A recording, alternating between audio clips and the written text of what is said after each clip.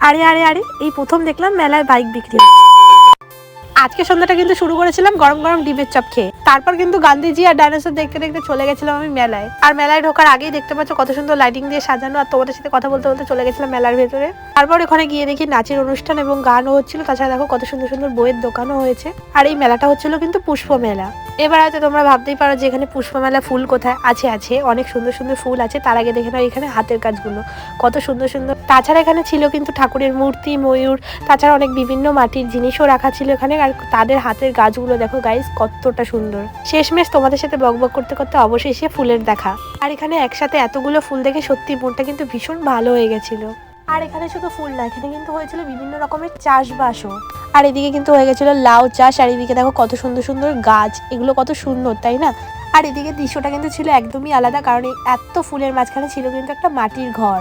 তারপর কিন্তু আমরা ওখান থেকে মোমো খেয়ে চলে গেছিলাম বাড়িতে। তারপর কিন্তু মেলা থেকে এসে আমার শরীরটা ভীষণই খারাপ হয়ে পড়েছিল। যাই হোক, তারপর কিন্তু আমি খেয়ে নিয়েছিলাম চা। দেখা হচ্ছে নেক্সট ব্লগে, টাটা।